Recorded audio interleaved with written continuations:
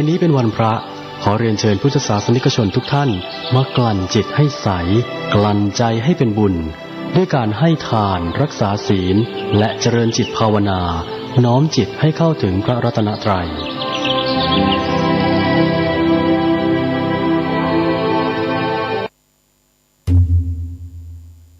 วัดดอนจันทร์อำเภอเมืองจังหวัดเชียงใหม่ขอเชิญร่วมงานพิธีเทวาภิเษกวันปิยมหาราชรัชกาลที่ 5 ระหว่างวันที่ 21 ถึง 23 ตุลาคม 2565 ขอเชิญผู้มีจิตศรัทธาร่วมบริจาคดอกกุหลาบสีแดงขาวชมพูเพื่อจัดถวายที่วิหารร.5 และวันที่ 23 ตุลาคม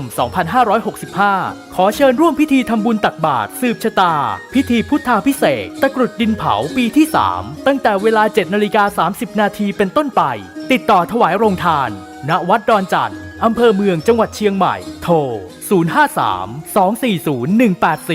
053-240-184ขณะนี้ท่านกำลังฟังสถานีวิทยุกระจายเสียง FM 104.5 เมกะเฮิรตซ์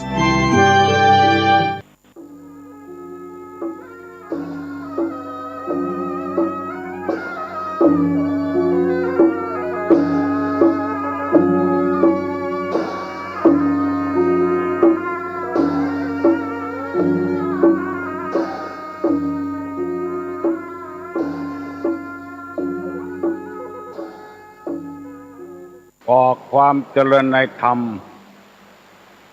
และความผาสุกทางใจจงได้บังเกิดมีกับท่านสาธุชนคนดีผู้เจริญในศีลผู้เจริญในธรรมทุกท่านพร้อมกันนี้ขอยกมือ10 นิ้วกราบอาราธนาเอาคุณพระแก้วเจ้าทั้ง3บุญศีลบุญทานที่ท่านผู้ฟังทั้งหลายได้กระทำปั้มเป่งมาเสื้อวัดเสื้อวาเสื้อบ้านเสื้อเมืองพระสยามเทวาธิราชเจ้าสิ่งศักดิ์สิทธิ์ทั้งหลายอันมีพระบรมธาตุเจ้าโดยสุเทพและครูบาเจ้าศรีวิจัยนักบุญแห่งล้านนาไทยเป็นต้นขออกราบอาราธนาและเชิญชวนได้มาปกปักรักษาท่านสาธุชนคนดีผู้รับฟังรายการเมื่อเจ้าวันนี้ทุกคนทุกท่านคือท่านทั้งหลายได้อยู่เย็นเป็นสุขมีมหาติฆาอายุมั่นยืนยาวที่มาก้าขึ้นมีโชคมีลาภมีสติปัญญาเหมือนกันทุกตนทุกองค์ทุกผู้ทุกคนตลอดกาลนานก่อนที่จะได้ดำเนินรายการต่อไปนี้ขอเชิญชวนมวลท่านผู้ใจบุญทั้งหลายได้ร่วมพร้อมใจกันไหว้พระเพื่อให้เป็นสิริมงคลกับตัวกับครอบครัวกับธุรกิจหน้าที่การงานการเดินทางการประกอบอาชีพต่างๆเพื่อเจริญรุ่งเรืองต่อไปปนมมือเน้อยกมือขึ้นไว้ว่าพร้อมกันอะระหังสัมมาสัมพุทโธภควาพุทธังภควันตังอภิวาเทมิกราบสวากขาโตภควตาธัมโมธัมมังนัมสสามิกราบสุปฏิปันโนภควโตสาวกสังโฆสังฆังนะมามิกราบ หันธัมมัยยังพุทธัสสะภะคะวะโตปุพพาคณะมะกะลังกะโตมะเสนะโมตัสสะภะคะวะโตอะระหะโตสัมมาสัมพุทธัสสะนะโมตัสสะภะคะวะโตอะระหะโตสัมมาสัมพุทธัสสะนะโมตัสสะภะคะวะโตอะระหะโตสัมมาสัมพุทธัสสะพุทธังสรณังกัจฉามิธัมมังสรณังกัจฉามิสังฆังสรณังกัจฉามิตุติยัมปิพุทธังสรณังกัจฉามิตุติยัมปิธัมมังสรณังกัจฉามิตุติยัมปิสังฆังสรณังกัจฉามิตติยัมปิพุทธังสรณังกัจฉามิตติยัมปิธัมมังสรณังกัจฉามิตติยัมปิสังฆังสรณังกัจฉามิอิติปิโสภะคะวาอะระหังสัมมาสัมพุทโธวิชชาจารณะสัมปันโนสุขโตโลกาวิทูอนุตตโร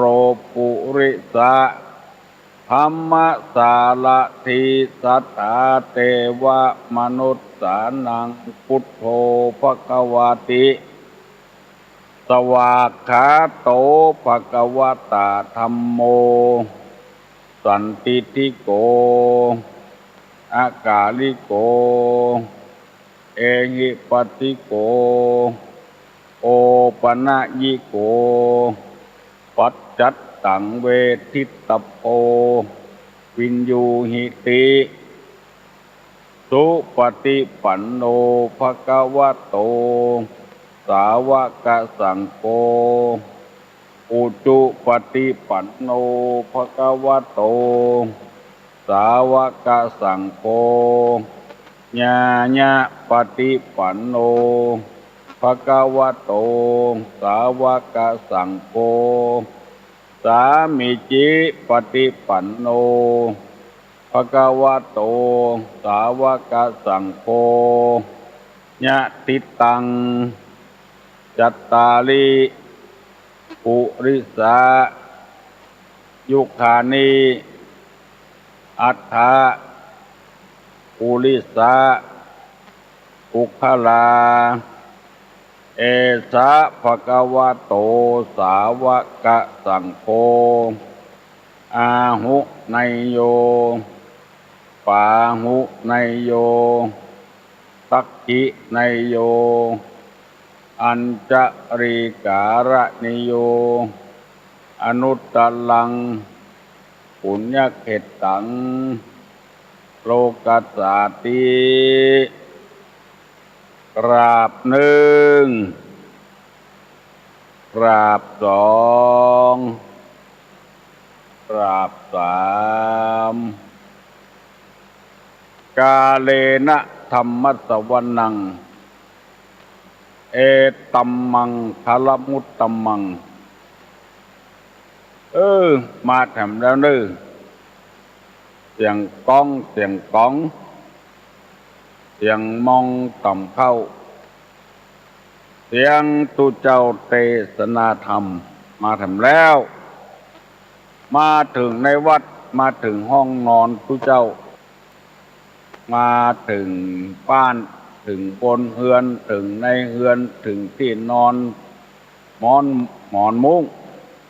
ในสุดถึงครัวไฟถึงห้องน้ำมาถึงในรถที่กำลังเปิดรับฟังวิทยุอยู่มาถึงในกาดในลีมาถึงกุฏิกุฏาง มาเพื่อบริการศรัทธานาบุญทั้งหลายได้รับฟังธรรมะพร้อมกัน เป็นที่น่ายินดียินบานกับพี่น้องพ้องถิ่นทั้งหลายเพราะว่าคนเฒ่าบอกว่าคนหนุ่มบอกว่าพระเจ้าพระนายฟังวัดฟังวาบอกว่าแก่บ้านกำนันทหารตำรวจรักษาสถานที่ต่างๆตามชายแดนเช่นตังแม่ฮ่องสอนปางมะผ้าหุ่นยวมไม่เสลียงตามชายแดนต่างๆที่ไก่พุ่นก็มีถ้าตังเมืองฝางก็มีตังเมืองเป้าก็มีที่เปิ้นบริการวิทยุถ่ายทอดเอาไปถึงตังเหนือนี่ก็มี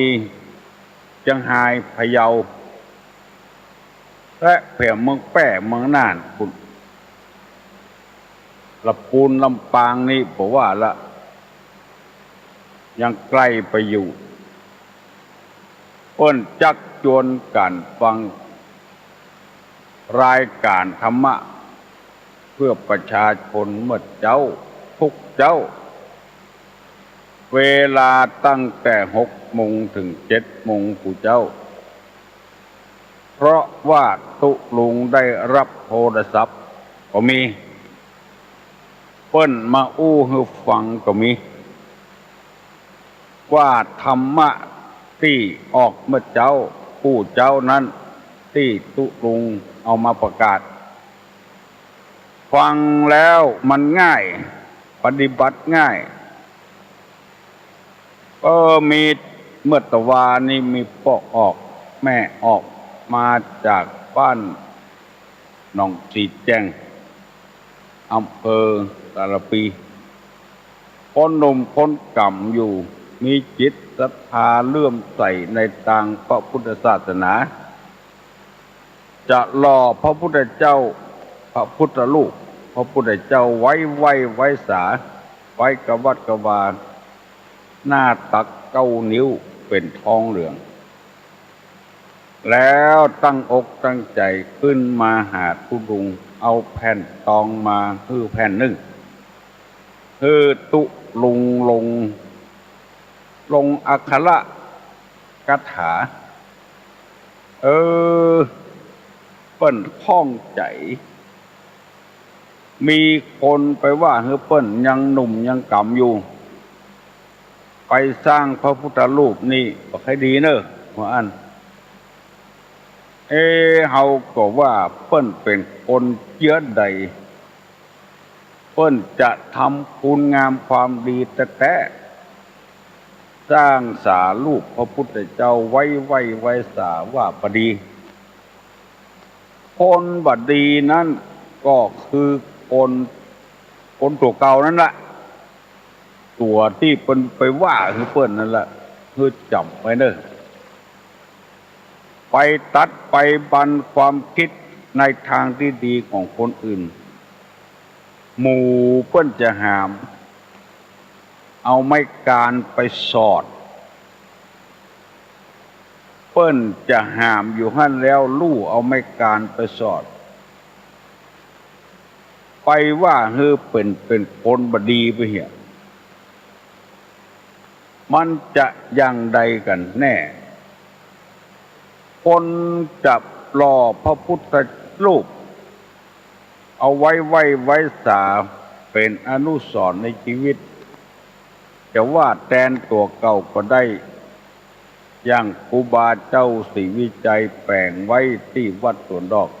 พระเจ้ากล้าคิงที่วัดพระนอนขอนม่วงนี่ก็มีพระยืนกล้าคิง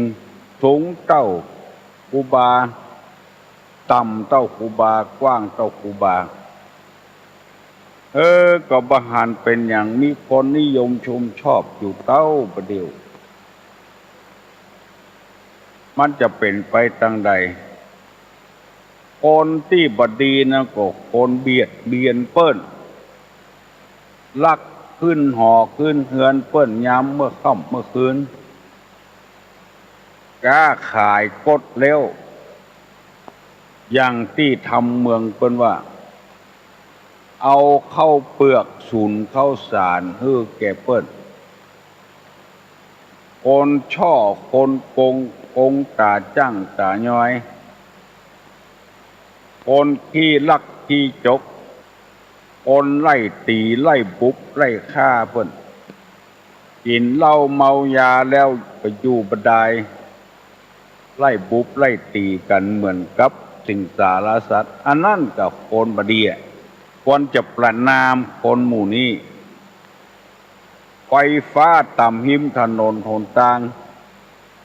มันบ่สร้างความเดือดร้อนความรำคาญหรือไปก็ไปไล่บุกของเปิ้นเสียทรัพย์สมบัติเสียของไผก็ของชาติของหมู่เดียวกันเนี้ยที่เสียภาษีเนี่ยหน้าที่ว่าฮือหมู่นี้ก็ว่าเป็นคนบดีคนที่ไปเล่นจู้ผัวเปิ้นเมียเปิ้นประหารอกหันใจผัวเก่าเมียเก่าเปิ้นมีอยู่แล้วไปเล่นจู้ของเปิ้นเอาจนเปิ้นบ้านแตกสลายขาดอันนั้นกับคนบดีกินเหล้าเมายาทะละทลายไปเลยหน้าที่จะว่าหมู่เนี้ยเป็นคนบดีเพราะว่าซ้ำไปว่าคนจะล่อพระพุทธรูปอายุยังหนุ่มอยู่เป็นคนบดีขอเมตตากันอย่าพ้องเตอพี่น้องพ้องหิ่งทั้งหลายเอาธรรมะมาเป็นสรณะเป็นที่จั่งที่เปิ้งเนี่ยเตอะก่อนที่จะทำไอ้หยังลงไปก่อนที่จะอู้ไอ้หยังลงไปก่อนที่เราจะคิดหยังลงไปนึกถึงอกถึงใจเปิ้นพ้องอย่าไปว่าโดยที่บ่คิดอย่าไปทำโดยบ่คิดกรรมเป็นดึงมีว่าคิดเสียก่อนแล้วค่อยถามตรองเนื้อความก่อนตอบตรวจตาให้รอบคอบก่อนทำคนว่าจะอี้ลูกอันนี้ว่าโดยบ่คิดอย่างทึกอย่างอนุโมทนาโดยเปิ้นเตอะตุลุงหันแล้วโอ้ใจมากปากดีคนหนุ่มคนกำอยู่ก็เลยเขียนคาถาฮื้อเปิ้นไปเห็นอิติปิโส8ด้านเนี่ยผมมีอย่างเต้าอย่างเพียงละไปท่องได้ท่องไว้เห็นโอ้ไปที่ไหนปลอดภัยมีคาถาไว้ในเนื้อในตัวละบ่มีภัยติเฉินนินทาคารหานินตาเล่าหน้าจากฝันบ่มีอันตรายมีแต่มิตรแก้วมีสหายคำทั้งนั้นอิระจากตาลสาติหังโลตีนังอิระจากตาลสาติหังโลหินังปิสารโลปุสปุโสมนะกริตะโทพระสัสสะวิจาเตภะกะพุทธปันตูตัมมกะวาตโนอมะวาวาอวิสุนสังติอิติโส8ด้านง่ายชั่วโมงก็ได้ละ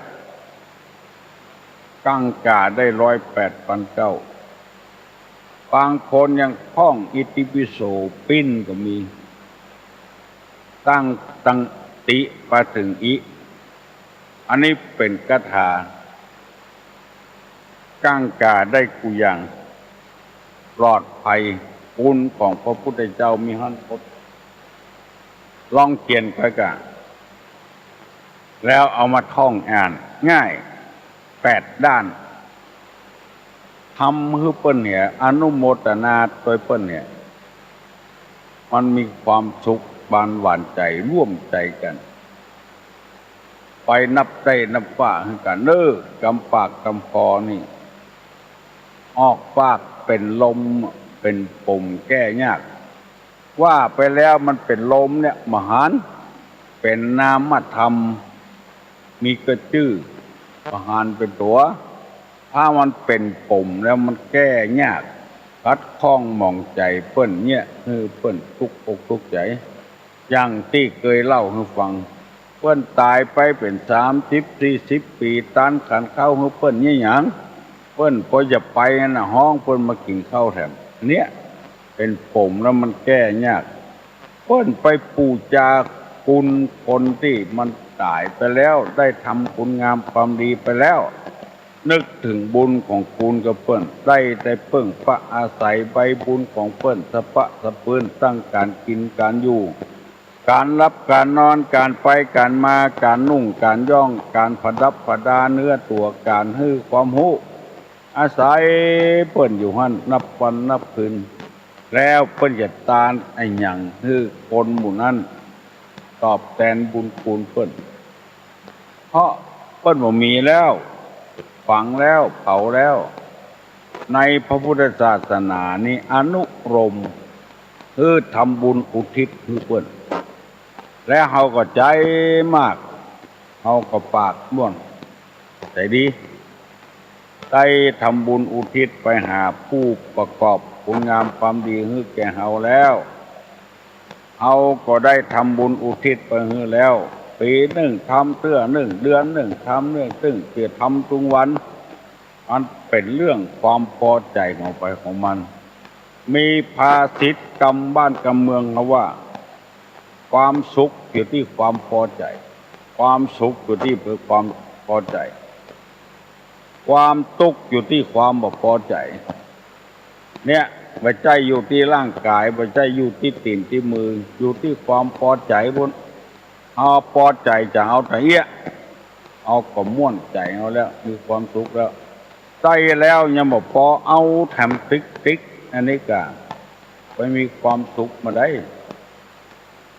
ความสุขหวานใจไปได้ละกำสองมือแล้วยังบอกพอเอานีบเก้าแห่ด้วยแถม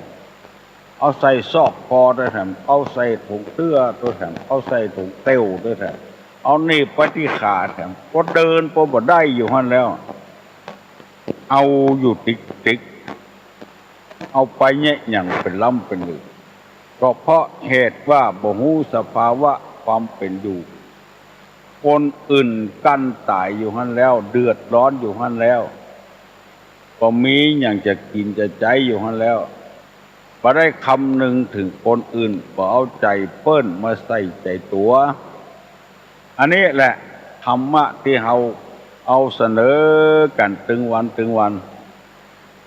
มันอยู่ที่จิตที่ใจพุ่นถ้าใจบ่พอแล้วก็มีความสุขมีเงินมีทองเท่าใดก็มีความสุขมีเมียกี่คนก็บ่มีความสุขมีลูกกี่คนก็มีความสุขเป็นอะไรอย่างก็เป็นคนเดียวเหี่ยหมดยึดตำแหน่งยึดหน้าที่ไว้คนเดียวเหี่ยหมดบ่ไว้ใจคนอื่นบ่วางงานบ่โปร่งงานให้คนอื่นมันไปมีความสุขก็ได้ตั้งใต้ก็ดีไปตั้งเหนือก็ดีไปทั้งที่เรามีอำนาจอยู่ที่จะวางงานให้คนอื่นเอาก็บ่วางบ่ไว้ใจไผในที่สุดมาก่อล้มเสียหายตายเสียจากล้มละลายไปคนเราต้องแบ่งเบาภาระกันหันอกหันใจกันพอออกแม่ออกตุลุงได้นำเอาคำว่าคนที่หาความสุขมาได้นั่นคือคนเชื้อใดคนบ่มีความสุขไว้อยู่4 ข้อเมื่อตะวานี้ต้องสังเกตพอเถอะคนเชื้อนี้เดี๋ยวบ่มีความสุขมั่งมีสีสุขปานใดก็จ้างมียศถาบรรดาสุขบรรดาศักดิ์ปานใดก็บ่มีความสุข1คนมีจิตบ่ตั้งมั่น2คนมีใจเบาหูเบานั่นแหละ3คนประทุษร้ายมิตร4คนกลับหลอก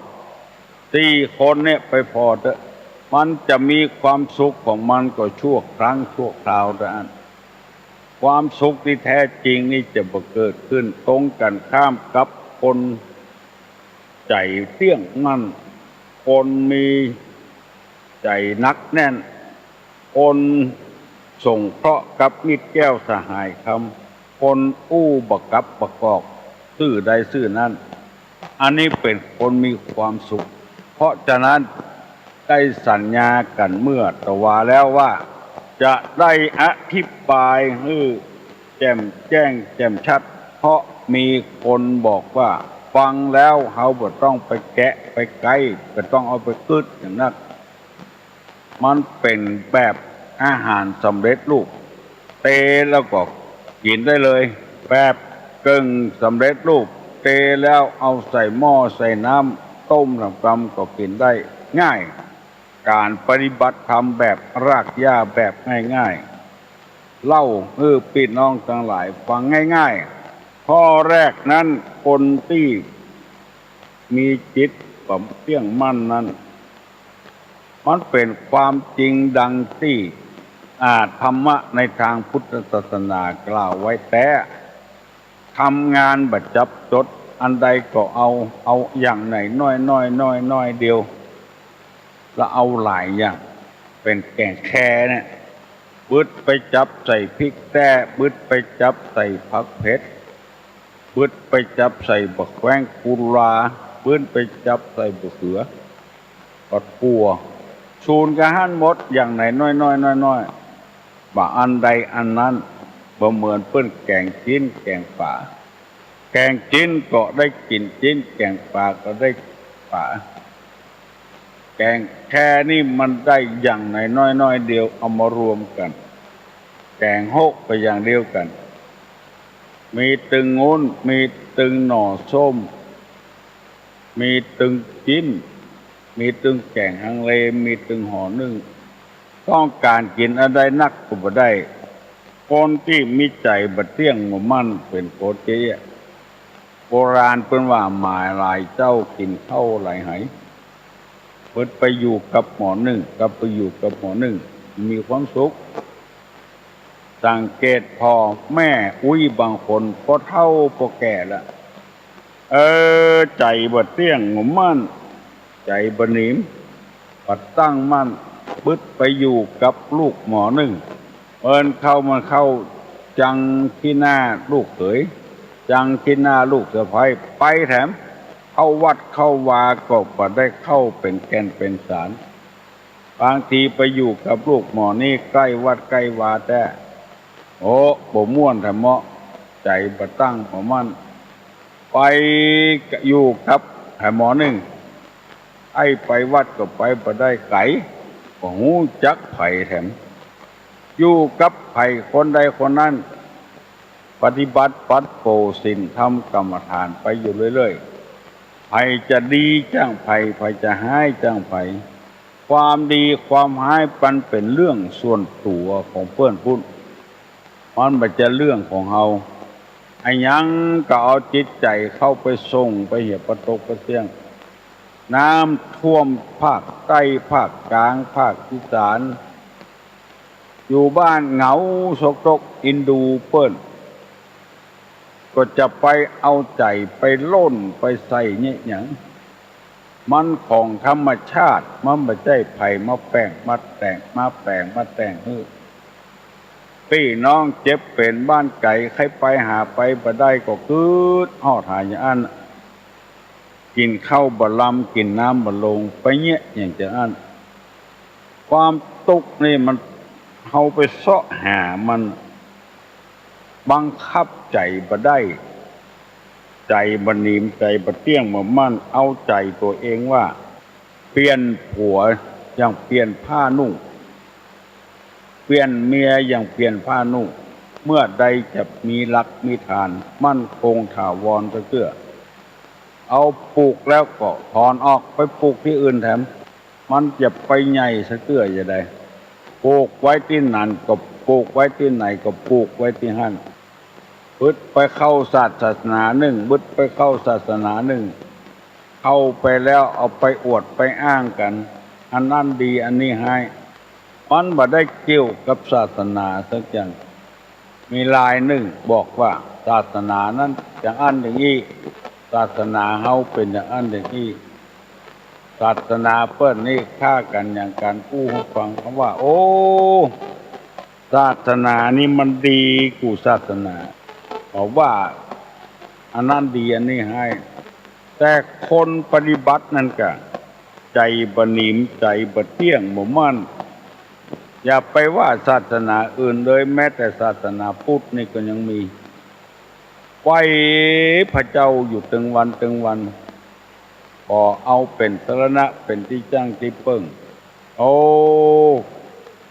คนพระเจ้าไปขายเนี่ย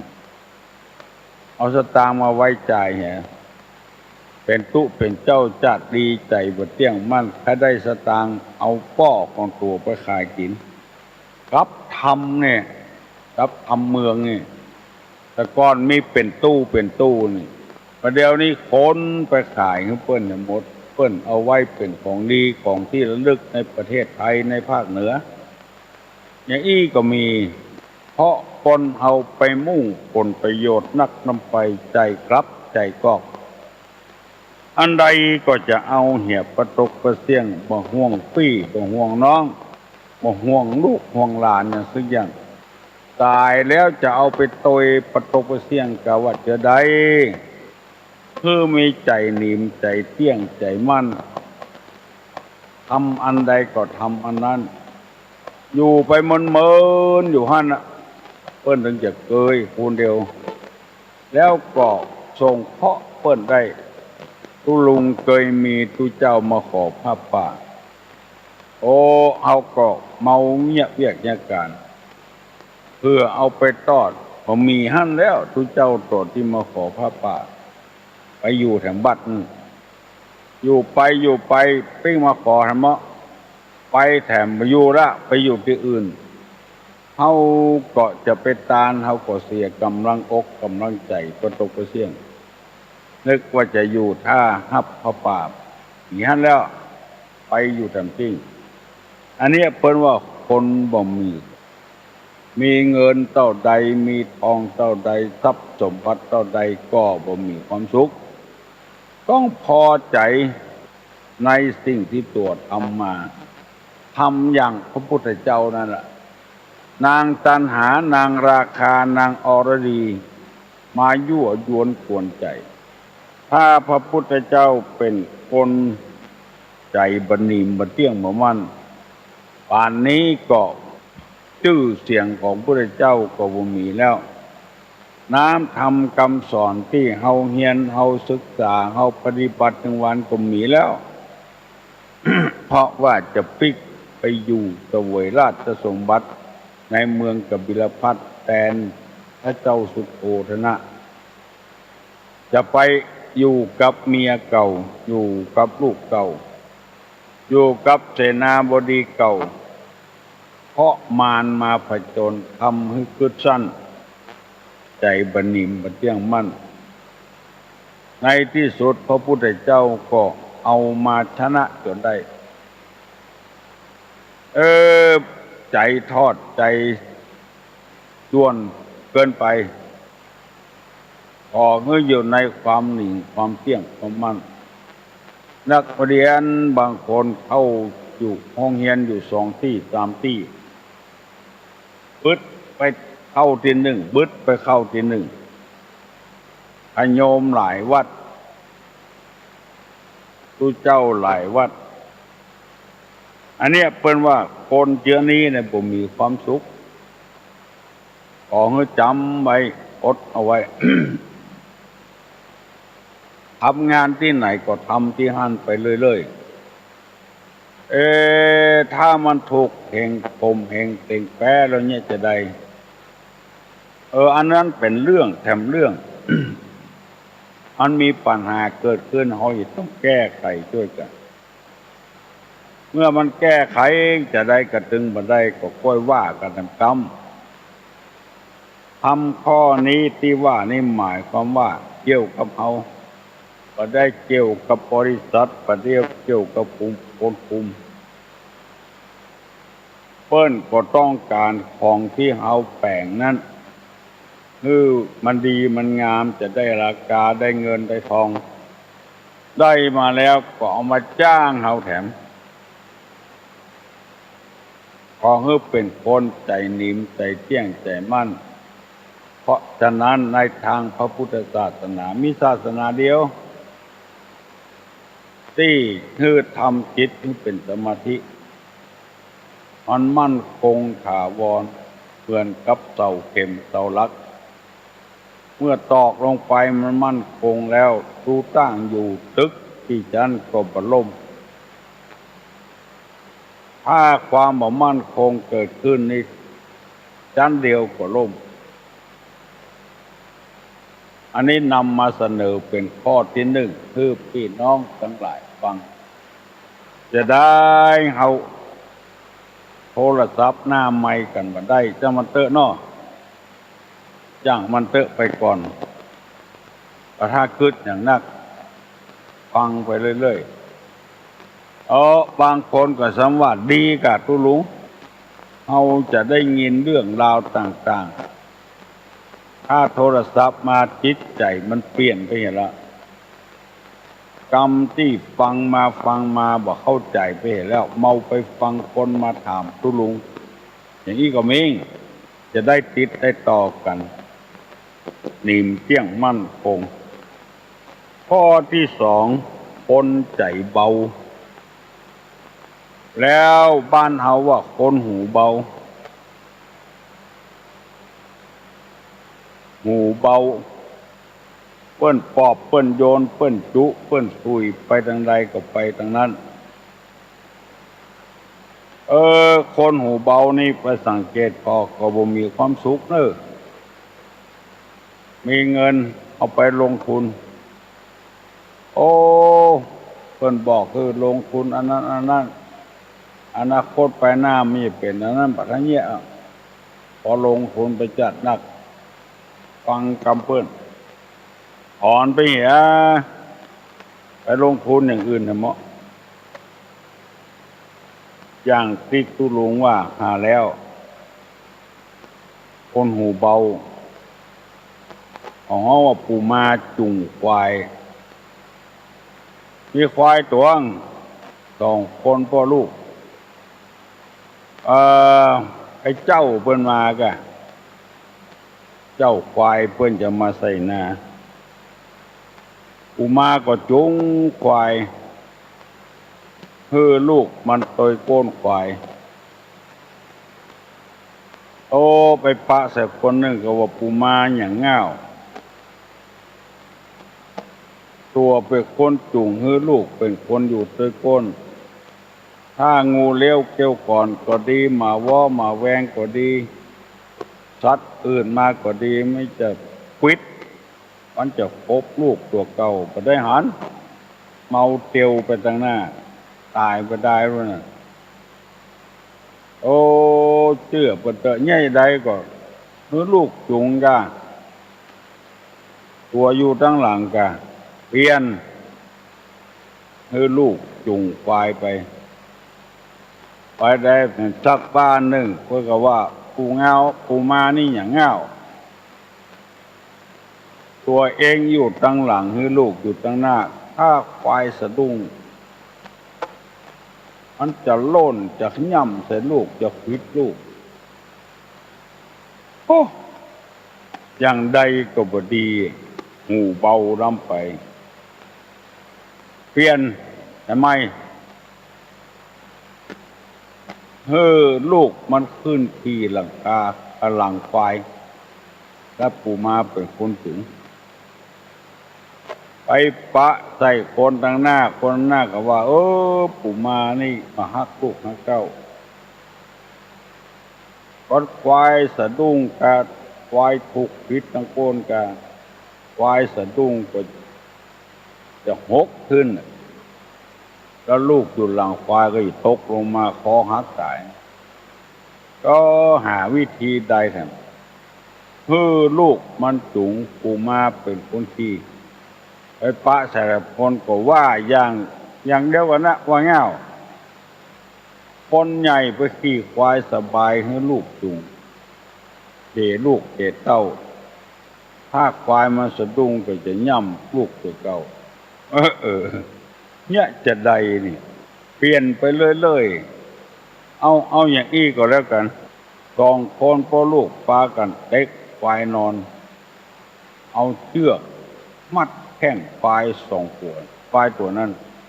เราเอามาการสอดปากันหามควายมันไปฮื้อมัดแข้งได้ง่ายดิ้นรุดรัดไส้ฟิตถึงพ่อถึงลูกตายไปเนี่ยเกิดจากอะไรอย่างเกิดจากคนใจเบาคนหูเบาต้องมีใจนักแน่นเหี่ยก่อนมีเหตุมีผลเหี่ยก่อนเปิ้นถูกช่อถูกโกงกับอะไรอย่างกับหมู่นี้ทั้งนั้นเปิ้นตกทองกันตามกลางกาด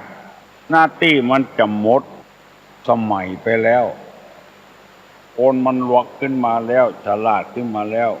บางคนยังโดนอยู่คือเปิ้นช่อเปิ้นโกงวิธีโกงก็หนังสือพิมพ์ก็เคยลงแต่งทำเป็นผู้ดีเหี้ยกำเนี่ยกลองใส่สร้อยใส่คอเนี่ยอันคนใส่สร้อยใส่คอพอให้พอดีก็ตกทองละทำทีเป็นตกคนที่ใส่สร้อยใส่คอพอให้พอดีหันเขาใส่ก้มลงเก็บลักเปิดพอเป็นทองใจมากปากดียังบัดตันเก็บไปใส่ถุงเสื้อมีแถมคนบอกว่าตะกี้ข้าก็หาเนอทองที่ปี้เก็บตะกี้นะข้าขอแบ่งถ้าบอกแบ่งจะบอกให้เจ้าของมันหูเบาป้ากันจะเอาไปขายเวลาร้านทองยังมาถึงร้านทองเตื้อคนที่หันตัวมูลูนบอกว่าเอาอย่างนี้ปี้ปี้เอาไปขายแล้วเอาแกวมาแบ่งกันได้สตางค์ตัวใดแกวมาแบ่งกันในฐานะที่ปี้เป็นคนเก็บได้ข้าเป็นคนหันจะเอาทองไปขายที่เก็บได้เอาอย่างนี้กว่าปี้เอาบอกหูจักกันมาเคยกันมาก่อนเพื่อความมั่นใจปี้ดึงเอาสายคอในของปี้มาเป็นการันตีก่อนข้าจะกำไว้นี่ถ้าปี้มาแล้วใครจะคืนพันนางทอดฮื้อเปิ้นแต่ฮื้อเปิ้นกำไว้เอาทองเส้นนั้นไปขายปรากฏว่าทองที่เก็บได้นั้นเป็นทองเก๋เนี่ยตกทองหมู่ที่หูก็หูแล้วนึหมู่ที่บ่หูตุลงจะนำมาเสนอ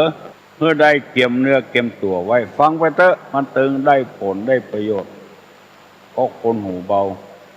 เอาไปขายบ่ได้สักกำเป็นทองเก๋ปิกมาหาใส่คอตัวเก่าที่เอาฮื้อเปิ้นกำไว้อันตรธานไปเหี่ยหมดตึงคอตึงคนตึงใส่คอเพราะหูเบาล้ำไปบ่หูจักมักคุ้นกันเคยกันล้ำไปตอนเมื่อตุลุงหนุ่มตุลุงก็โดนเหมือนกันแต่ว่าเอาคิดว่าก็หูเบามาโตยกัน3 คนออก5 โมงฝ่ายเกือบ6 โมงละว่ามาจากต่างจังหวัดแล้วจะไปธุระการงานอย่างหนึ่ง ไม่ยิงไปโตยบ่ได้จะขอฝากที่เป็นไม่ยิงนะไว้ฮื้อกับหลวงพ่อไว้วัดรับผมเก่า2 คนจะไปปฏิบัติงานบรรยากาศพอเสร็จแล้วจะมาปิกมาเอาไม่ยิงคนนี้เอาก็ว่าอันนี้ถ้ามันบ่ดีแล้วดูนี่มาตัวกันแล้วเอาไม่ยิงมาฝากไว้วัดย่ำมาเอาไปตัวกันแล้วเฮากับมันก็ไปใจหูจักมักคุ้นกันทุกอย่างเฮาก็ใจอ่อนตัวฮับฝากไว้ถ้ามาน้อยก็บ่หันปิกมาเลยห้องโยมมาพอดีพี่สาวของตุลุงในอยู่หน้าวัดท่านพอดีก็เลยบอกว่าเอาแม่ออกคนนี้ไปฝากนอนไว้กับบ้านกับแปะแม่ยิงนี่จะเอามานอนวัดนอนวามันเหมาะสมเนี่ยมันกับปิกกระจายนั่นน่ะกว่าปิกมาผมมาเจ้าก็แถมคืนนึงปิกมา มาถามหาไม่ยิงตุลุงก็บอกว่ามีบ้านปุ้น เอาไปฝากไว้นอนในบ้านปุ้นโอ้ปลอดภัยด้วยประการทั้งปวงปลอดภัยเลยถ้าเฮาหูเบาเฮาอาจจะบ่แยะอย่างแต่ไม่ยิงมายั่วมายวนเหี่ยก่อนมันจะอาจอดบ่ได้ก็มีเพราะกามคุณมันแรงกว่าอย่างทั้งหมดพอฆ่ากันเป็นหมู่ก็กามคุณเนี่ยหูเบาเอาง่ายเกินนำไปอันนี้ก็เป็นเหตุบ่ฮื้อมีความสุข คนหูเบาน่ะยังปู่มากับลูกมันน่ะจุงควายน่ะหูเบาใจเบาใจนายเพียงนุ่นงิ้วปัญญาพรหมมันเขียนข้าวเยาะเย้ยนางจมเมียเปิ้นตัวแม่เปิ้นไปมีจู้คนอื่นนายหันที่โจรเป็นคนที่เลี้ยวเตรียมเป็นผ้าเงินทองว่าใจไม่ยิงในเบาเหมือนนุ่นเหมือนยิ้วไปมาปอบมาโยนกับไปหาคนนั้นว่าพี่เนี่ยเป็นคนทุกข์ยากอับจนสามารถที่จะเลี้ยงนางได้ต่อไปได้ถ้าหากพี่เตอะคนอื่นเอาไปควายเพราะว่าไม่ยิงเนี่ยเป็นคนใจเบาเอาง่ายจึงจังได้ยินบ่อยๆหรอเพื่อเอาความเก็บเอาความทุกข์ความยากนะหัวปดีสะปะสะปืนถึงกินเหล้ากินยาเล่นการพนันคนเฮานี่เมื่อเกิดความทุกข์นักเข้าก็บ่ฮู้จะเฮ็ดใดเอาไประบายให้เพิ่นพี่น้อง10ชาวบ้านฟังทุกข์ยากอย่างอันอย่างอี้กับปัจจัยคนนี้ บางคนนี่เกินไปคนเป็นครูจะละกันลงตุยเปิ้นละเปิ้นขว้างกันเอาเข้าละกันแต่ลูกมี2-3คนไปอยู่กับไผไปอยู่กับพ่อก็เอาแม่ใหม่แล้วก็แม่น้าแม่ใหม่ก็บ่ชอบลูกติดหัวด่าถึงวันแจ้งจริงวันเดือดถึงวันไปอยู่กับแม่ก็เอาผัวใหม่พ่อใหม่ก็ชอบลูกติดเมียนะเมาะปาฮื้อเปิ้นแตกแยกกันสะปะสะปืนเพราะคนหูเบาคนใจเบานั่นเองศาสนานี่ไปเชื่อจะไปลงง่ายๆมีพระพุทธเจ้าเป็นตัวอย่างถ้าไปเชื่อลูกสาวพญามารถ้าไปเชื่อพญามารเห็นแล้วป่านนี้หมู่เฮาก็ลอยแพแล้วก็มีโอกาสได้อาบน้ำฟังธรรมคำสั่งสอนที่ถูกต้องในทางพระพุทธศาสนาตุลุงเคยเล่าให้ฟังกับว่าจะได้หมูเนอพระโพธิสัตว์นี่เป็นพ่อกานำเอาเกวียนถึง500 ลำไปกาต่างแดนหนทางที่ไปนั้นมันทุรกันดารบางที่ก็มีน้ำบางที่ก็ไม่มีน้ำบางทีบุญไปหาพวกผีดิบผียักษ์เกิดกินคนก็กาต่างๆไปหูเบาไปหลงเชื่อผียักษ์ผีเย็นพากันไปตายหมดแต่ตอนนั้นมีพระโพธิสัตว์ตนหนึ่งเพิ่นใจนิ่มใจเตี้ยงใจมั่นพินิจพิจารณาเห็นก่อนเรื่องที่หมู่ที่หูเบาใจเบานั้นไปตายเพราะอย่างเพราะว่าในป่าที่จะผ่านไปข้างหน้านั้นมันกันดาร ก็ตึงหูไปกันหูอยู่มันมีน้ำกินแล้วหมู่ยักษ์หมู่เย็นหมู่นั้นแถลงเฟศเป็นก็กาว่าไปกาตังเมืองพูนมาแล้วเอาน้ำเอารถเอางัวเอาควายผลิว่าเป็นน้ำฝนตกลงมาทางหน้าแล้วผ่านเตียวส่วนต่างกันมา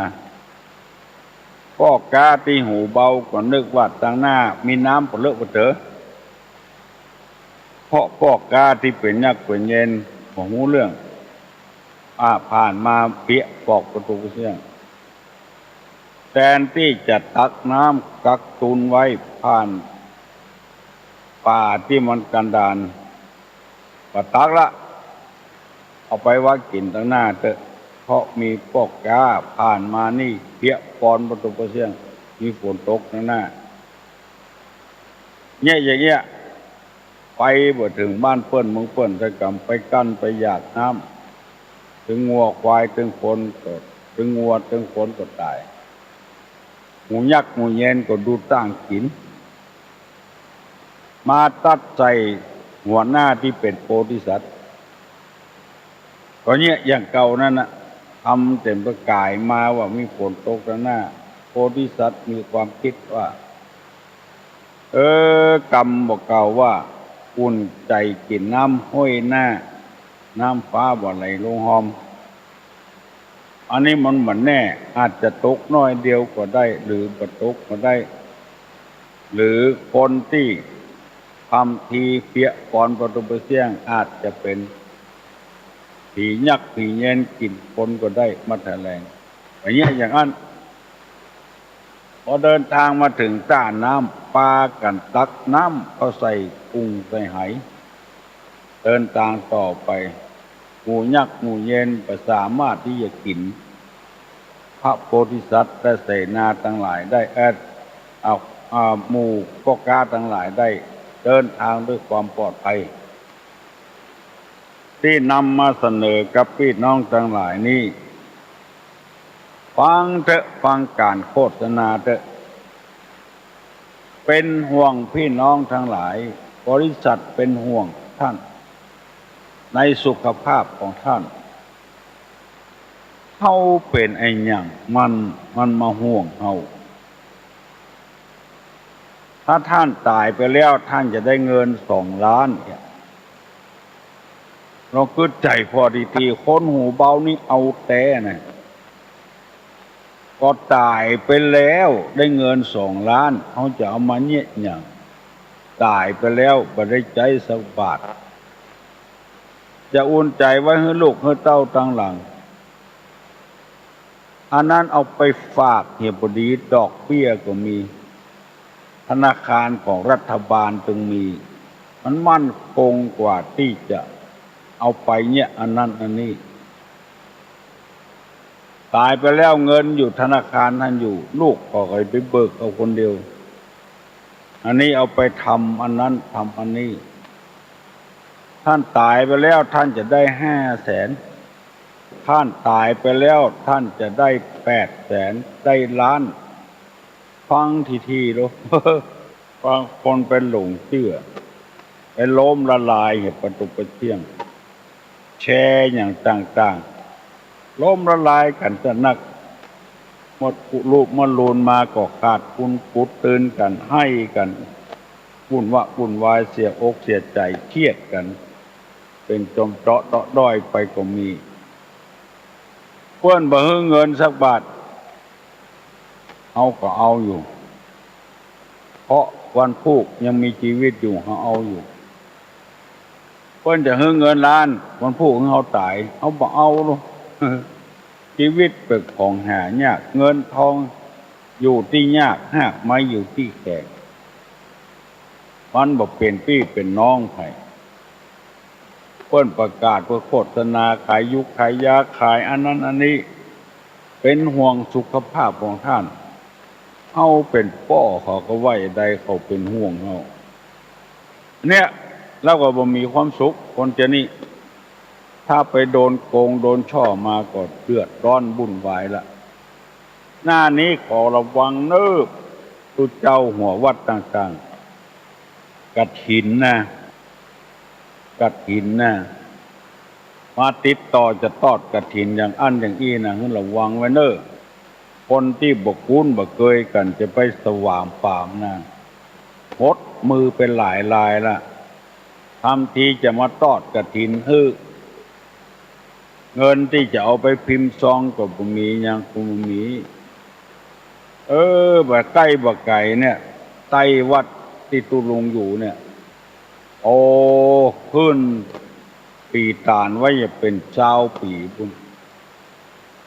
เตรียมอย่างไว้สปะสะปืนถึงวันมาตอด2 คนผัวเมียกำมีปัวสปายบาทเนี่ยกับข้ามา2 คนนั่นน่ะปีตานแกงไว้ป้ากันกินเหี่ยหมดทุกเสียปักจ่อปักธงไว้เป็นอย่างพอดีตู้เจ้าที่โดนต้มมันตายไปละเอาดูตั้งว่าใกล้วัดนะเนี่ยเพราะว่าทั้งเหนือทั้งใต้เนี่ยโดนต้มจนปบเปื่อยก็ตกกระเสี่ยงไปฟังสว่างปามเรื่องหูเบาเรื่องมันจะเสียใจโมลูนวันนี้ตุลุงย่างเต้าอี้ก่อนนอวันหน้าก้อยมาปะมาพบกันจะปั่นปอนให้ได้อยู่ดีมีสุขเนอยกมือไหว้ปนมมือเนอตุลุงจะฮือปอนแล้วอายุวัฏโกธนะวัฏโกสิริวัฏโกเนตะวัฏโกกละวัฏโกวนะวัฏโกสุขวัฏโกหนตุสัพพตาทุกขโลกาปินาเวลากาสันตุสุปตวาอเนกาอันตะระญาปิวินาสันตุจเตจะสาใจยะสิกินังลาภังสุขีภกัญญังสุขังพลังสิริอายุจวันโนจะโภกังบุติจะยะสวาสตาวาสาจะอายุจะจีวสิทิภวันตุเตสัพพิติโยวัจจันตุสัพพะโรโควินัสสตุมาเตภวะสุนตะลานตุติกันภวะอภิวาธนะสีริสนิจังวุธาปจายโนจัตตาโลธัมมาวัฏันติอายุวันโนสุขังปะลัง